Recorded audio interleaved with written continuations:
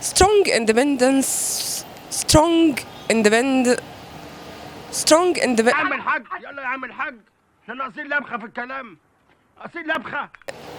مش مهم. المرأة المستقلة، البنت اللي قررت تبعد عن بيت أهلها وتعيش لوحدها وتعتمد على نفسها. ناس شايفة أخلاقها مش كويسة وناس تانية شايفة إن دي شجاعة منها. ما تيجي نشوف رأي الشارع. إيه رأيك في البنت المستقلة عن أهلها؟ البنات اللي عايشين لوحدهم يعني واحدة زي الفل كده عايشة في دنيا تانية كده حقيقة والله. يقول لك ده عايشه لوحدها بتعمل يعني حاجات مش كويسه، وبنات وشباب ومخدرات وعلاقات جنسيه كامله. لا، استقلال كامل لا طبعا، انا برفضه شكلا وموضوعا. لو الولد ماشي، انما البنت اشمعنى؟ كده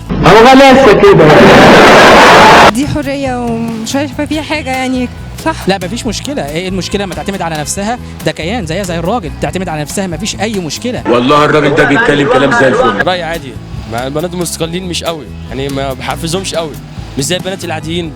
المستقلين دول بيبقوا واخدين حته لوحديهم كده، ما حدش فاهم من الحته دي ايه. بتقول ايه؟ مش معنى ان هي صرفت على نفسها وبقى معاها فلوس تقعد مع حالها تبقى ده. احنا مش في اوروبا، احنا في مصر وبلد شرقيه. طبعا دي حاجه جميله ان هي تعتمد على نفسها. أنت ترضى إن أختك تستقل عن البيت؟ ما عنديش فكره بصراحه. انا ما اعرفش يا ست هاني، انا لو اعرف اقول على طول.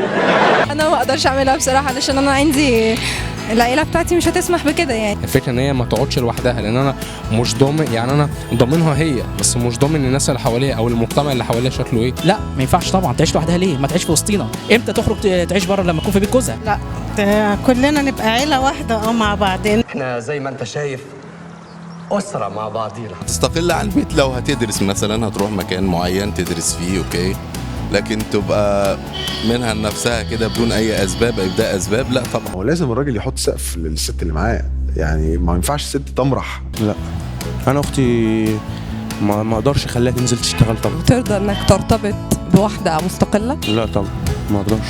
لا ليه؟ عادي، ارضى جدا.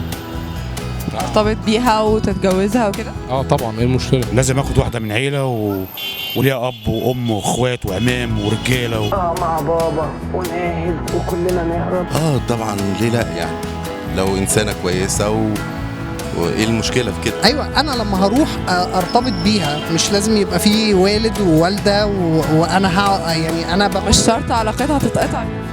لا، مش موضوع علاقه، هي موضوع حياه متكامله. ماشي، ممكن ارتبط بواحده مستقله بس ما تستقلش عنها. ترتبط وتتجوزها كله في الحالات يعني معنى كده لما اتجوزها بقى هتقولي مثلا عايز استقل بنفسي، اقعد بقى يعني مثلا حصل زعل ولا حاجه تقولي مثلا هقعد في البيت بره شويه، هقعد في اي حته. لا ما ينفعش طبعا.